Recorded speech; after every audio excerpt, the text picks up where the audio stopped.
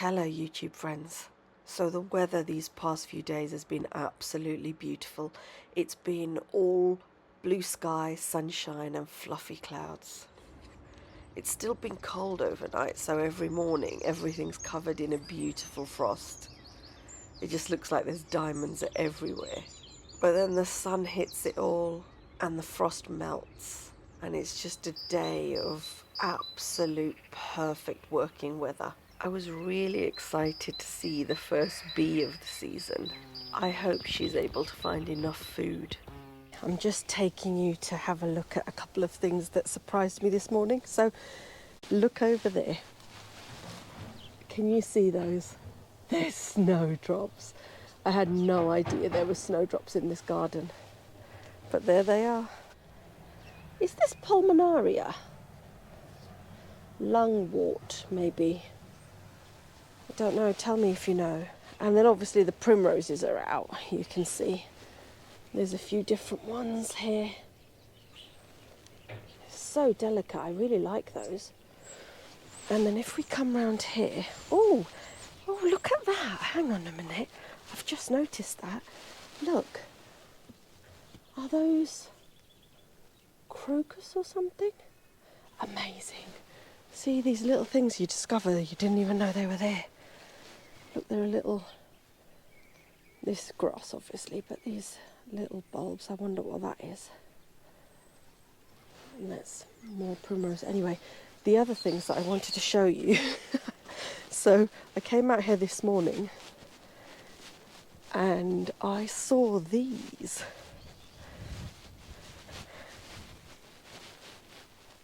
And I had no idea they were growing here. Look how beautiful they are. And can you see those ones over there? They've been eaten, maybe by a bird or something. So yeah, I was really delighted to see those bulbs coming off. Can you see the dandelions? They actually started in January, if you can believe. They were growing in January. And then if we come over here, some more primroses, but look at this. This beautiful, soft, oh my God, it's gorgeous. Does anyone know what this is? I love the leaf on that. There's quite a lot of it here, see?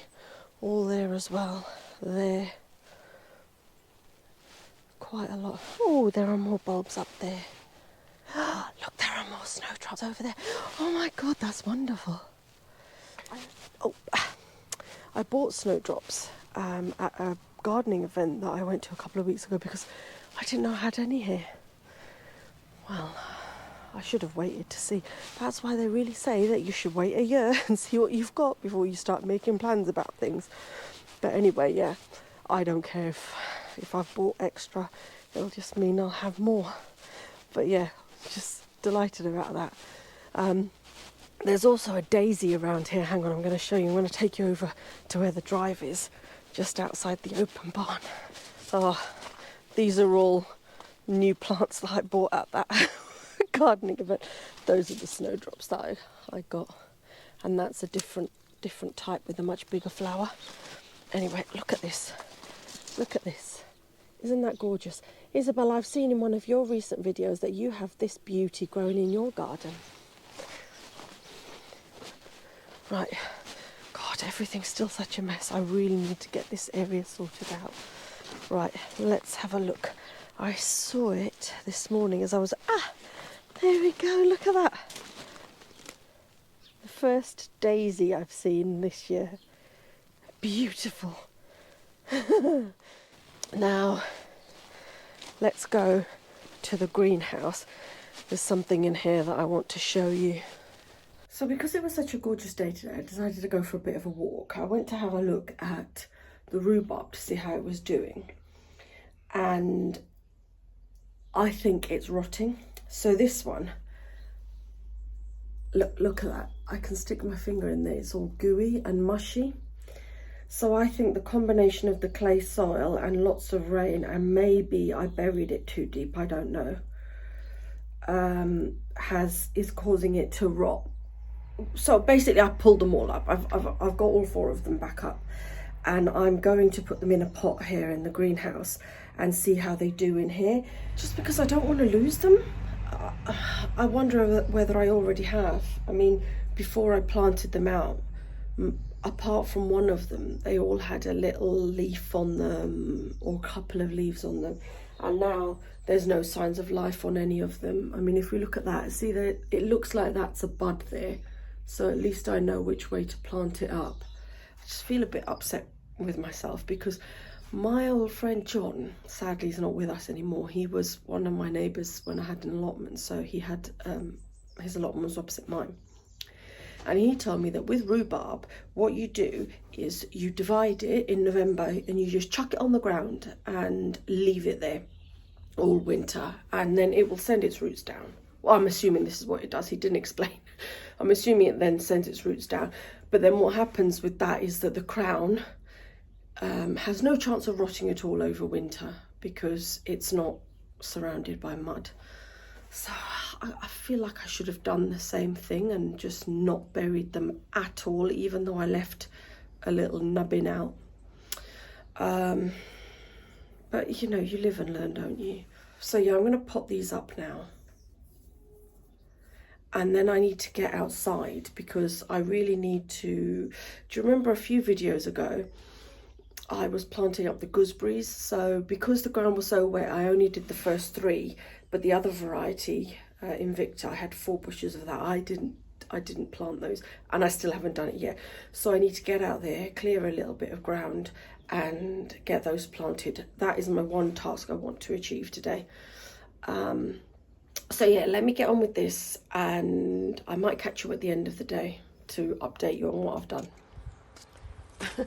I did plant the gooseberries eventually, but first I spent a couple of very happy hours trying to re-establish this bed that runs alongside the greenhouse. So I think the previous owners must have had some sort of flower bed or something here, because there are primroses and a few other bits and pieces here. But the grass is just really encroached and it looks a right mess. So I used an edging tool to create a nice line between the grass and the bed. And then I started to plant some of the things that have been sitting in the greenhouse waiting to be planted. They're long overdue because I got them from the bargain bin of one of my local garden centres a couple of months ago. So I was really happy to get those in the ground. I also had a few bulbs that I brought from my allotment that I put in. The other thing that I was really happy about was where we've got our gates, behind one of them there are some plants growing along there. And they're really nice, lady's mantle, oxeye daisy. So I was able to dig those out and transplant them into here, so that when they start growing again in the summer, they don't stop the gate from opening fully. So I'm hoping over the next few months this will start to fill out a little bit and I'll be able to add things in the summer as well. And yeah, this has brought me a lot of joy doing this. It's the first time since I've been here that I felt like I've done a bit of proper gardening. I know that sounds weird, but yeah, this was very satisfying.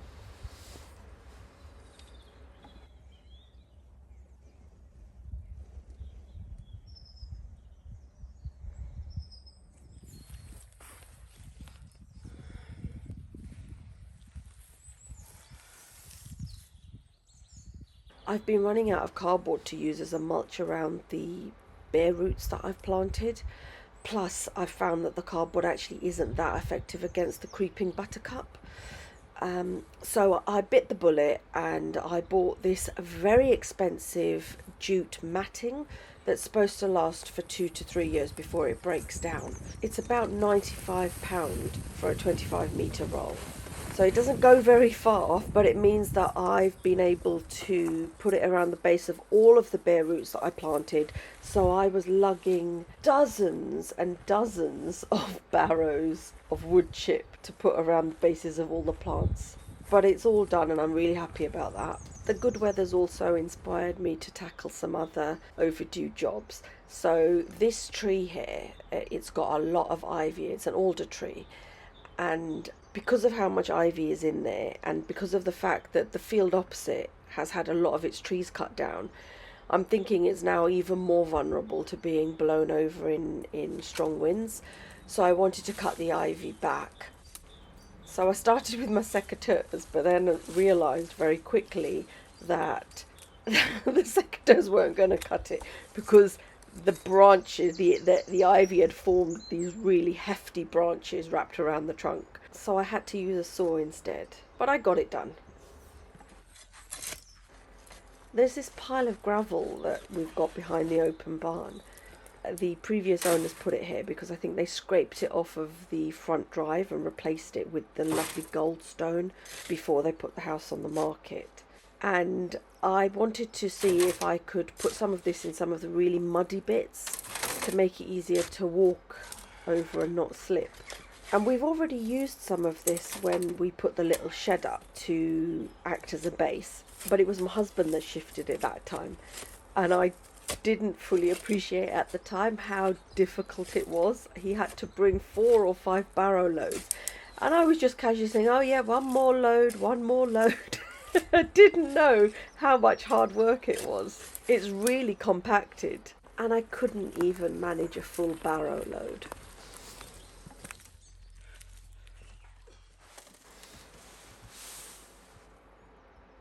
I wasn't particularly impressed with the effect. It was still rather soggy and muddy, but I'm guessing you probably need more than half a barrow's worth of gravel in order to make a difference. So the gravel shifting will continue over the next couple of weeks. Thank you for watching, and I'll catch you again next time.